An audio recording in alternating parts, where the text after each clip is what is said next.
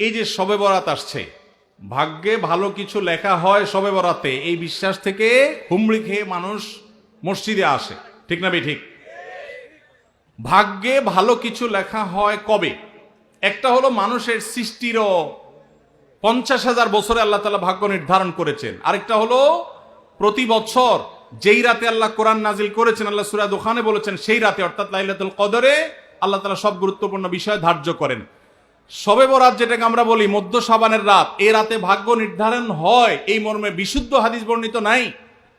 তারপরে আমরা জেনারেলি বলি ভাগ্যে যেন ভালো কিছু আল্লাহ লেখেন, আপনার নসিবে যেন ভালো কিছু আসে, আপনার রিজিকে যেন আল্লাহ বরকত দান করেন, এর জন্য বেশ কিছু আমল আমরা কোরআন হাদিসের আলোকে বলতে পারি, সাজেশন দিতে পারি। তবে তার আগে আমাদেরকে জানতে হবে যে ভাগ্য সুপ্রসন্ন হওয়া বা রিজিকে বরকত হওয়া বলতে কি বুঝায়। ভাই, রিজিকে বরকত হওয়া বলতে বুঝায় করবেন এর ভিতরে আল্লাহ তাআলা কল্যাণ দিবেন, যা কামাই করবেন এর ভিতরে বরকত হবে, প্রাচুর্য না, অনেক টাকা না, যা হবে এটাতে কি হবে?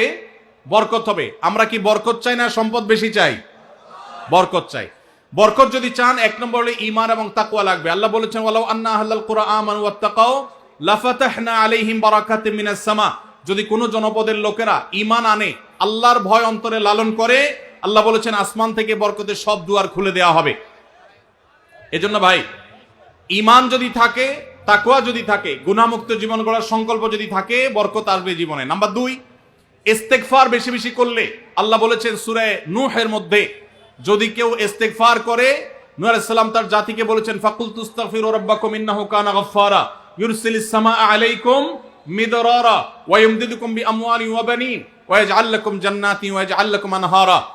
আল্লাহ নবী নূহ আলাইহিস সালাম বলেছেন আমি আমার জাতিকে বলেছি তোমরা আল্লাহর কাছে ইস্তেগফার করো, ক্ষমা প্রার্থনা করো। বেশি বেশি ইস্তেগফার করলে আল্লাহ তাআলা রিজিকের মধ্যে বারাকা দিবেন, অভাব দূর করবেন, সম্পদে এবং আল্লাহ তাআলা বরকত দান করবেন। তাহলে 2 নম্বর আমল হলো ইস্তেগফার করা, রিজিকে বরকত হবে ইনশাআল্লাহ। নাম্বার 3, শুকর আদায় করা। আল্লাহ বলেছেন লা ইন শাকারতুম লা আযীদান্নাকুম। আপনি কোনো কিছু পেয়েছেন, আলহামদুলিল্লাহ বলেন, যা পাইছেন শুকর আদায় করেন, আল্লাহ নিয়ামত বাড়ায় দিবেন। নাম্বার 4, দান সাদাকা করা। আল্লাহ তাআলা বলেছেন ইয়ামহাকুল্লাহুর রিবা ওয়া ইউরবিস সাদাকাত। আল্লাহ সুদকে ধ্বংস করবেন, তবে সাদকা এবং দান এটাকে আল্লাহ তাআলা বাড়িয়ে দিবেন। এই জন্য কেউ যদি দান করে আল্লাহ তাআলা তাকে কি দেন? বরকত দান করেন তার রিজিকে। তারপরে 5 নম্বর হলো আত্মীয়তার সম্পর্ক রক্ষা করা। নবীজি সাল্লাল্লাহু আলাইহি সাল্লাম বলেছেন মান সাররাহু আন ইউবসাতা লাহু ফি রিজকিহি আও ইউনসা লাহু ফি আথারিহি ফালিয়াসিল রাহিমা।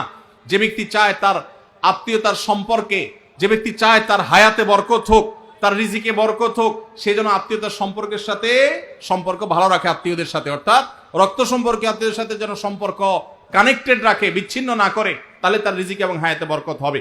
এবং সর্বশেষ আরেকটা আমল বলতে চাই, সেটা হলো খাবারের ক্ষেত্রে একত্রিত হয়ে বসে খাবার খাওয়া। এই সুন্নত আমাদের সমাজ থেকে বিদায় হয়ে গেছে, আমরা অনেকে জানি না।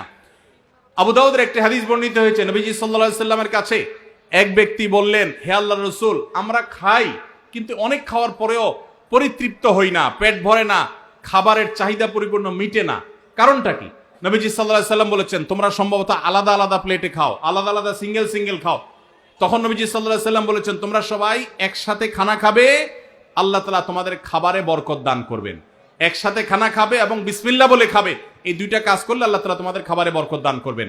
এজন্য ভাইরা, বাসা বাড়িতে এক প্লেটে, স্বামী স্ত্রী 2 জন আছেন, এক প্লেটে খাবেন, বাচ্চাদেরকে নিয়ে বড় প্লেট নিয়ে খানা খাবেন, এটা সুন্নত।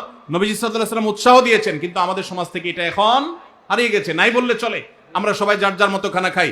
এজন্য এই কাজটাও আমাদের আমলে, আমাদের রিজিকে, আমাদের হায়াতে বরকত এনে দিবে ইনশাআল্লাহ।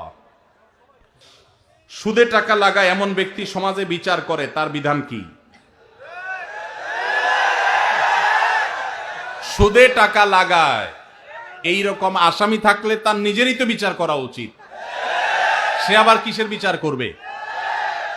মুসলমানদের সমাজে হারামখোররা কখনো বিচারকের আসনে বসতে পারা উচিত না। মুসলমানদের উচিত এগুলোকে সতর্ক করা, এগুলোর ব্যাপারে সতর্ক থাকা। আল্লাহ আমাদেরকে তৌফিক দান করুন। যে সমস্ত মানুষ হারামের সাথে খুল্লম খোলা সম্পর্ক, মুসলমানদের সমাজে কিভাবে তাদেরকে বিচারক হিসেবে ডাকেন? আর ভালো মানুষের কি অভাব পড়ছে এলাকায়? সুদখোর ছাড়া ভালো মানুষ কি নাই এলাকায়? তাহলে কেন সুদখোরকে দিয়ে বিচার করতে হবে? যে আল্লাহর ভয় যার মধ্যে নাই, সে কিভাবে ন্যায়সঙ্গতভাবে বিচার করবে? কিভাবে আশা করা যায়? আল্লাহ আমাদের ভাইদেরকে সবাইকে হেদায়েত দান করুন। যারা সুদের কারবারে জড়িয়ে আছেন, আল্লাহর ভয়ে হারাম থেকে সরে আসুন। আইডি কার্ড ও পাসপোর্ট বানানোর কাজ করা হালাল নাকি হারাম? আইডি কার্ড বা পাসপোর্টের কাজ, অর্থাৎ কারোর আইডি কার্ড পাসপোর্ট লাগবে, সেটার জন্য কাগজপত্র রেডি করলেন, অনলাইনে ফর্ম ফিল আপ করে দিলেন, এসব কাজ টাজ করে আপনি ফি নিলেন, এটা জায়েজ আছে। কিন্তু আপনি আইডি কার্ড এবং পাসপোর্ট অবৈধ উপায়ে যেটা পাওয়ার কথা না সেটা পাওয়াই দিবেন, যেটা 10 দিনে পাওয়ার কথা সেটা 5 দিনে পাওয়াই দিবেন, এই রকম করে যদি আপনি অফিসারদের সাথে তলে তলে লিঙ্ক করে ঘুষের লাইন করে আর ক্লায়েন্টের কাছ থেকে টাকা নেন, তাহলে সেই উপার্জন আপনার হারাম। কথা কি বুঝাতে পারছি? একটা হলো যে আপনার একটা দোকান আছে, কম্পিউটার দোকান আছে, নেট সার্ভিস আছে, আপনি অনলাইনে ফর্ম ফিল আপ করে দিলেন, কাগজপত্র আগায় যোগায় দিলেন, এটার জন্য ফি আপনি 2000 4000 আপনি নিতে পারবেন। কিন্তু আপনি ক্লায়েন্টের কাছ থেকে অতিরিক্ত টাকা নিয়ে ওই পাসপোর্ট অফিসার, এনআইডি কার্ডের ওই অফিসারে আপনি ঘুষ দিলেন, দিয়া আপনি কাজটা করে আনলেন। এই ঘুষের কারবার করে অবৈধ কাজ করলেন, দেরির কাজ আগের করাইলেন, লাইন ব্রেক করাইলেন, নানামুখী যে শয়তানিগুলো আমাদের দেশে হয়, অবৈধ কাজ হয়, এগুলোর জন্য যদি টাকা লেনদেন করেন, তাহলে আপনার এই ব্যবসা হালাল হবে না। সর্বশেষ প্রশ্ন, আকিকা না দিলে কি শিশুর বিপদ কাটে না? আকিকা না দিলে শিশুর বিপদ কাটে না এমন কোনো কথা কোরআন হাদিসে নাই। তবে আকিকা দেওয়া এটা গুরুত্বপূর্ণ একটা আমল। আল্লাহ কাউকে পুত্র সন্তান দান করলে 2টি ছাগল, আর কন্যা সন্তান দান করলে 1টি ছাগল জবে করা, এটা নবীজি সাল্লাল্লাহু আলাইহি সাল্লামের সুন্নাহ।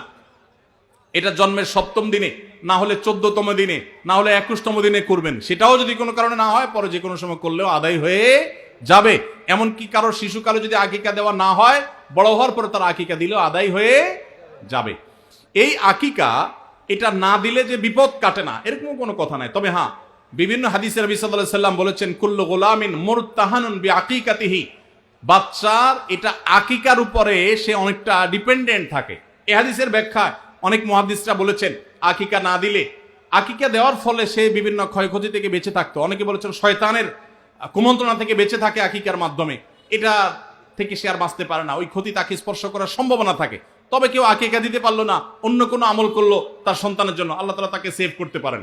এমন কোনো কথা নাই যা আকিকা না দিলেই তার সন্তানের বিপদ কাটবে না। তবে আকিকা দেওয়া উচিত, এর মাধ্যমে সন্তান নানাভাবে উপকৃত হয়, নানাভাবে সেভ থাকে, নিরাপদে থাকে।